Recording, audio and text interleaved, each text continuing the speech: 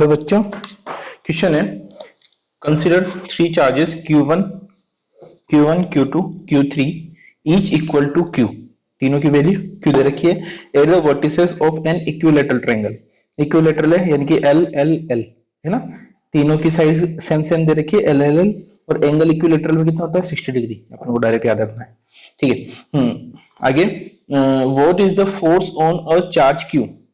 Force निकालना है किस पे, charge Q with the same sign as Q।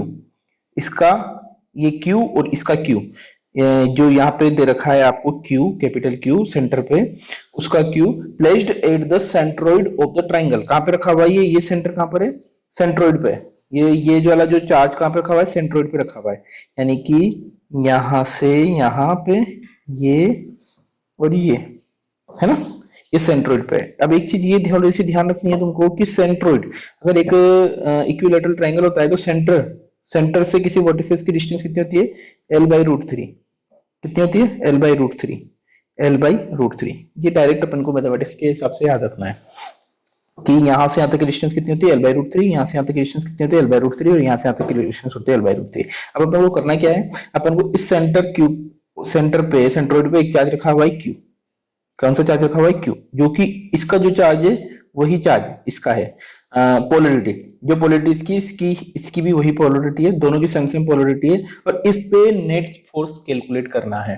क्या कैलकुलेट करना है, नेट फोर्स कैलकुलेट करना है। तो नेट फोर्स कैलकुलेट करने के लिए अपन क्या करेंगे, पहले इस चार्ज के साथ में फोर्स निकालेंगे, फिर इस चार्ज के साथ में फोर्स निकालेंगे, फिर इस चार्ज के साथ में फोर्स निकालेंगे, और फिर तीनों का वेक्टर सम कर देंगे। क्या कर देंगे, तीनों का वेक्टर सम कर देंगे। ठीक है, तो वेक्टर सम में अगर अपन को करना है तो अब देखो कैसे करना है, स्टार्ट करते हैं। पहले मैं क्या करता हूं, इस चार्ज के साथ में फोर्स निकालता हूं। इस चार्ज के साथ में फोर्स निकालता हूं तो क्या बोल दूं, फोर्स ऑन किस पे, इस पे, इसको बोल दे force on O due to A, ऐसा बोल दे, है ना, force on A O due to A, FOA is equal to, formula क्या होता है भैया, K Q1 Q2 upon R square. K जैसा का जैसा Q1 की वैल्यू, किस पे फोर्स लग रहा है, मतलब कौन फोर्स लगा रहा है, Q1 फोर्स लगा रहा है, तो यहाँ Q1 की वैल्यू Q आ जाएगी, कितनी Q। अच्छा, Q2 की वैल्यू किस पे फोर्स लग रहा है, Q पे फोर्स लग रहा है, तो Q अपॉन R स्क्वायर कितना आएगा, L/√3 का होल स्क्वायर, L/√3 का होल स्क्वायर। ठीक है ना, L/√3 कहां से आया, क्योंकि यहां से यहां तक की डिस्टेंस कितनी होती है 1/√3। अगर ये 1 है तो यहां से यहां तक की 1/√3 होती है। हाँ, ये L है तो कितना हो जाएगा, L/√3 हो जाएगा। इक्विलैटरल ट्रायंगल में सेंट्रोइड से वर्टिसेस की डिस्टेंस L/√3 होती है। तो इसको सॉल्व कर लो, तो ये K, ये Q अपॉन ये कितना हो जाएगा, L स्क्वायर, ये √3 का स्क्वायर यानी कि 3 हो जाएगा, तो ये ऊपर चला जाएगा, FOA है ना। इसकी और इसकी पोलरिटी सेम सेम, इसकी और इसकी पोलरिटी सेम सेम, तो ये बंदा ये चार्ज इस चार्ज पे किधर फोर्स लगाएगा, इस डायरेक्शन में, है ना। दोनों चार्जेस की लाइन को मिलाओ और उसी लाइन को आगे की तरफ बढ़ा दो, तो वो किसको, कौन से फोर्स को रिप्रेजेंट करता है, रिपल्सिव फोर्स को रिप्रेजेंट करता है। रिपल्सिव फोर्स कैसे लगा, क्योंकि इसकी और इसकी पोलरिटी सेम सेम है, इस वजह से इसमें रिपल्सिव फोर्स लगेगा। अच्छा, इसकी डायरेक्शन बताएं, तो डायरेक्शन कैसे बता देंगे, देखो किधर जा रहे हैं, बाहर की तरफ नीचे जा रहे हैं, यानी कि A से O की तरफ जा रहे हैं। देखो ना, इधर नीचे की तरफ जा रहे हैं ना, नीचे की तरफ जाने का पाथ कौन सा होगा, A से O, तो यहां लिख दो अलोंग AO। ठीक है, ये हो गया किसकी वैल्यू, FOA की वैल्यू।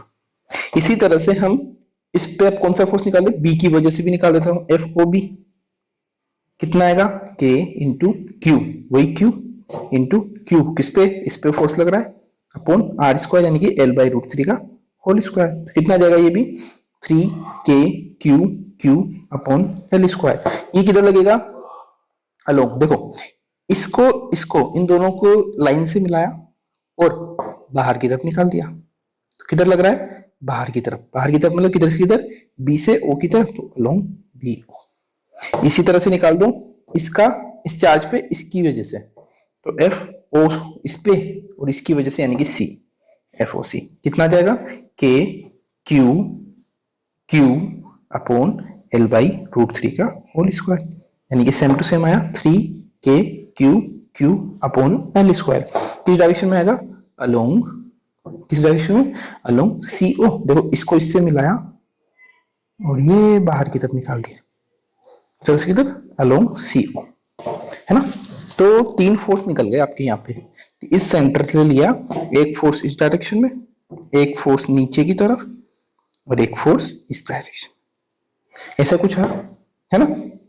3 फोर्स, तीनों का मैग्नीट्यूड सेम सेम, तीनों का मैग्नीट्यूड कितना सेम सेम। इसको तो बोल दिया FOA, इसको बोल दिया FOB, और इसको बोल दिया FOC, ठीक है। अच्छा, अगर ये राइट एंगल ट्राइंगल है, अगर ये राइट एंगल ट्राइंगल है, तो ये एंगल कितने होते हैं, ये एंगल कितने होते हैं 60 60 60, तीनों 60 60 60 होंगे। और अगर ये 60 ये 60 ये 60 होंगे ना, तो ये वाला जो एंगल होगा, यानी कि ये वाला जो एंगल होगा, ये एंगल होगा 120, ये एंगल होगा 120, और ये एंगल होगा 120। क्यों? क्योंकि तीनों के तीनों इक्वल इक्वल फोर्सेस हैं, इक्वल फोर्सेस की वजह से, है ना। और ये इक्विलैटरल ट्रायंगल की वजह से यहाँ पे तीनों के एंगल सेम सेम आएंगे, सेम सेम आएंगे। तो 360 को डिवाइड कर दिया 3 से, तो कितना बन गया 120। तो ये एंगल कितना आ गया 120 एंगल आ गया, ठीक है। अब हम क्या करेंगे, पहले हम इन दोनों के बीच का नेट फोर्स निकाल लेते हैं। अच्छा, कैसे निकालेंगे नेट फोर्स इन दोनों के बीच का? वही R इक्वल टू रूट में A² plus B² plus 2AB cos theta से इन दोनों के बीच का नेट फोर्स निकाल लेंगे। उनका नेट फोर्स निकालने के बाद में फिर इनसे जो रिजल्टेंट फोर्स आएगा उसका और इसके बीच में रिजल्टेंट फोर्स निकाल देंगे, ठीक है। ऐसा कर देंगे तो अपने का फाइनल रिजल्टेंट आ जाएगा। तो सबसे पहले मैं निकाल देता हूं इन दोनों। अच्छा, अपन ऐसा भी कर सकते हैं, इन दोनों के बीच का भी रिजल्टेंट फोर्स निकाल के इसके साथ बाद में कर देंगे, या फिर इन दोनों के बीच का रिजल्टेंट फोर्स निकाल के इसके साथ बाद में ऐड कर देंगे, रिजल्टेंट निकाल देंगे। ऐसा भी कर सकते हैं, जो भी आपको सुविधा लगे उसमें से किसी का भी कर सकते हैं। तो अभी अपन रिजल्टेंट फोर्स निकालते हैं FOC और FBA के बीच में, है ना। तो रिजल्टेंट ऑफ किस किस का, FOC एंड FOA। तो देखो रिजल्टेंट को मैं बोल देता हूं FO ड्यू टू CA कितना आएगा, रूट में इसका स्क्वायर प्लस इसका स्क्वायर, ये वाला फॉर्मूला है ना। FOC का स्क्वायर प्लस FOA का square plus 2FOC into FOA into cos, इन दोनों के बीच का एंगल कितना 120, 120 डिग्री हो गया, ठीक है, रूट में। अब देखो FOC की वैल्यू कितनी है, ये रही, है ना, मैग्नीट्यूड ये रहा। FOA का मैग्नीट्यूड कितना है, ये रहा। दोनों मैग्नीट्यूड सेम सेम ही है ना, सेम सेम ही है। तो इसको FOC लिखा रखा और इसको भी मैंने FOC कर दिया, प्लस ये 2, ये FOC जैसा का जैसा, इसको भी मैंने FOC कर दिया, इंटू कोस 120। कोस 120 की वैल्यू कितनी होती है -1/2। तो ये वैल्यूज हो गई, ये रूट में किया। अब उसके बाद देखो ये तो हो जाएगा 2FOC का स्क्वायर, है ना। या फिर ऐसा करते हैं, इसको सिंगल ही रखते हैं, FOC का स्क्वायर प्लस FOC का स्क्वायर प्लस, अब देखो 2 से 2 कैंसिल आउट, ये माइनस, तो ये हमारे माइनस आ जाएगा, FOC का स्क्वायर, इससे ये कैंसिल आउट, ये कितना बचा रूट में FOC का स्क्वायर। तो FOCA यानी कि इन दोनों का जो रिजल्टेंट आया, इन दोनों फोर्सेस का जो रिजल्टेंट आया, वो रिजल्टेंट कैसा आएगा, FOA का और FOC का रिजल्टेंट ये निकल गया। कितना आया वो भी इतना ही आया। कितना, इसको जब रूट और स्क्वायर को उठाएंगे तो FOC की इक्वल आ गया, मैग्नीट्यूड के इक्वल। अब देखो इसकी और इसकी दोनों की मैग्नीट्यूड सेम सेम है, तो जिन दोनों का रिजल्टेंट आएगा ना वो बिल्कुल सेंटर से निकलेगा। कहां से, सेंटर से निकलेगा, बिल्कुल सीधा। अगर ये सेंटर से निकला तो ये तो हो गया इन दोनों का रिजल्टेंट, तो इन दोनों को तो हटा दूं मैं, ये निकाल दिया। और ये वाला बिल्कुल सीधा पीछे की तरफ, इस तरह से। ये रिजल्टेंट कितना, ये रिजल्टेंट कितना, इसको आप बोलेंगे FOC है, और इसकी वैल्यू को क्या बोलोगे FOB। अच्छा, इसका FOB बोल दिया इसको, ठीक है। अब इन दोनों का बीच में एंगल कितना आ रहा है 180 डिग्री, 180 डिग्री आ रहा है ना, तो यहाँ पे 180 डिग्री आ गया। तो क्या बोले, अब इन दोनों का नेट फोर्स, इस चार्ज पे नेट फोर्स निकालना है, इस चार्ज पे इस जगह पे नेट फोर्स निकालना है, तो कितना हो जाएगा भाई, net force on O is equal to क्या बोलोगे, इसका स्क्वायर FOCA का स्क्वायर प्लस FOB का square plus 2FOCA into FOB into cos 180 degree, यही तो आएगा cos 180 degree equal to root में। देखो FOCA की वैल्यू कितनी है, FOC प्लस FOB की वैल्यू 3KQ अपॉन L स्क्वायर, और FOC की वैल्यू भी तो यही है, सेम टू सेम है ना।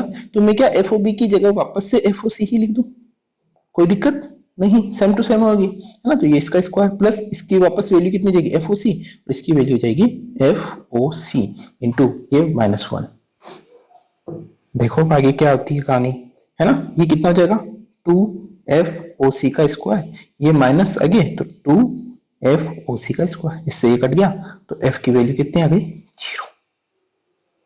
तो यानी कि net force on O, net force on O centre पे नेट फोर्स कितना आएगा 0। बस ये याद रखना। मतलब क्या हुआ, अगर सेम चार्जेस हुए, सेम चार्जेस हुए कहाँ पे, किसी इक्विलेटरल ट्रायंगल पे, इक्विलेटरल ट्रायंगल के ऊपर अगर सेम चार्जेस हैं और सेंट्रोइड पे कोई सा एक चार्ज रख दिया, चाहे वो पॉजिटिव रखो या अपोजिट रखो, तो नेट फोर्स हमेशा 0 ही आएगा। नेट फोर्स इस जगह पे हमेशा क्या आएगा 0 ही आएगा, ध्यान रखना। Thank you.